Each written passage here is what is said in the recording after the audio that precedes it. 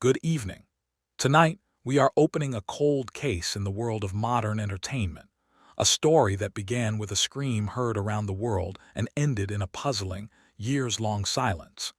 It was 2018 when a 13-year-old girl from a quiet village in England walked onto the world's biggest stage, looking so paralyzed by fear that the judges weren't sure she could even speak. But when the music started, she didn't just sing. She underwent a physical transformation that looked, to many viewers, like a spiritual possession. Courtney Hadwin became an overnight sensation, a viral phenomenon whose audition was viewed hundreds of millions of times, leading to a golden buzzer and a path that seemed destined for the heights of rock and roll immortality. However, just as the industry prepared to crown her the next Janis Joplin, the signal went dark. For years, the headlines dried up, the social media posts became cryptic or disappeared entirely, and the girl who was supposed to save rock music seemed to have been swallowed by the very machine that discovered her. But tonight, our investigative report reveals that Courtney Hadwin's 2026 return isn't just a comeback. It's a calculated escape from an industry that tried to buy her identity before she even knew who she. In the immediate aftermath of her America's Got Talent debut, our research shows that the narrative of the shy schoolgirl was met with intense skepticism. While the general public was in awe, a vocal minority of critics and online sleuths began digging into her past, uncovering her previous appearance on The Voice Kids UK. This led to widespread allegations that her nervousness was a manufactured gimmick, a theatrical performance designed to manipulate the judges and the audience for maximum emotional impact. For a young teenager, this was the first taste of a brutal public trial. Our investigation into these early years suggests that the pressure was far more severe than anyone realized.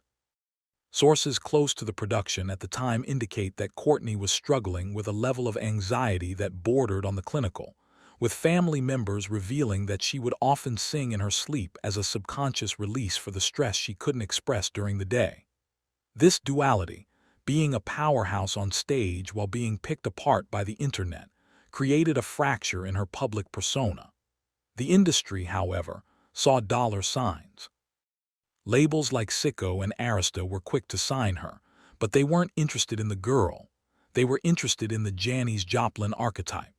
They wanted a product they could polish, package, and sell to a demographic that missed the 1960s. While the world debated whether her personality was fake, Courtney was entering a corporate battleground where the price of success was the total surrender of her own artistic voice. Following the conclusion of AGT, The Champions in 2019, Courtney Hadwin effectively entered a blackout period.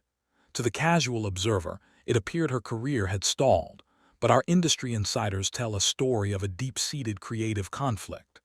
The standard pop formula was being pushed on her.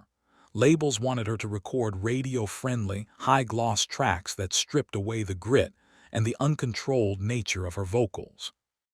Our reports suggest that Courtney reached a breaking point, refusing to release material that felt like a betrayal of her rock and roll spirit. This led to a period of limbo, where she was legally bound but creatively silenced. During this time, the rumor mill went into overdrive. Speculation regarding her health, potential vocal damage from her signature screaming style, and even darker theories about her mental well-being began to dominate fan forums. In the world of YouTube and social media, silence is often interpreted as failure, and many predicted she would end up as another "Where are they now?" cautionary tale. However, our investigation has tracked her movements during these lost years to Minneapolis, where she began working in total secrecy with Grammy-winning producer Kevin Bowe. She wasn't quitting, she was deconstructing herself. She was learning the mechanics of songwriting and production, essentially off-being the child prodigy persona so that a legitimate artist could eventually take its place. It was a high-stakes gamble, disappear long enough to be forgotten, just so she could return as someone the industry could no longer control. Fast forward to 2026, and the ghost has finally reappeared, but not in the way anyone expected. The release of her debut album, Little Miss Jagged, has sent shockwaves through the critical community. This isn't the soulful, vintage R&B that the labels were betting on. It is a raw, industrial-tinged dark rock project that feels more like an exorcism than a pop record. Our analysis of the current landscape shows that Courtney has completely abandoned the schoolgirl aesthetic, opting instead for a visual identity that is edgy, avant-garde, and intentionally jarring. She has successfully navigated the transition from a talent show contestant to an independent powerhouse, reportedly funding her recent UK and Portugal tour through her own means to maintain total creative autonomy. Songs like Spellbound and DNA have been described by critics as a direct middle finger to the polished, manufactured world of reality TV stardom. The possessed energy that first made her a viral star is back, but it's no longer a gimmick, it's a weapon. She is performing with a level of ferocity that suggests she is making up for every year she was forced to remain silent. Her recent appearance at the Carnegie Hall Gala for Clive Davis was a definitive statement.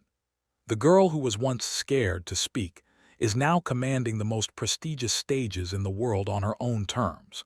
But as she climbs back to the top of the mountain, we have to wonder, has she burned too many bridges with the mainstream machine to ever achieve the global superstardom she was once promised? As we conclude this special report, the evidence suggests that Courtney Hadwin's journey is a rare case of an artist choosing integrity over a quick paycheck. In an era where most reality show stars fade into obscurity or sell out to the highest bidder, she chose to vanish, to suffer the rumors, and to rebuild herself from the ground up. She has traded the golden buzzer glow for a jagged, independent flame. Whether her new, unfiltered sound will dominate the 2026 charts remains to be seen, but the narrative is no longer about a shy girl with a big voice. It is about a woman who had the courage to tell the biggest names in the industry no, so she could eventually tell the world, this is who I am. The possessed kid from 2018 is officially gone, and in her place stands a rock icon who refuses to be silenced again. As the final notes of her 2026 tour echo through packed arenas, the world is finally realizing that Courtney Hadwin wasn't a fluke, she was a warning. The only question left is, now that she's finally found her voice, is the rest of the world brave enough to actually listen to what she has to say?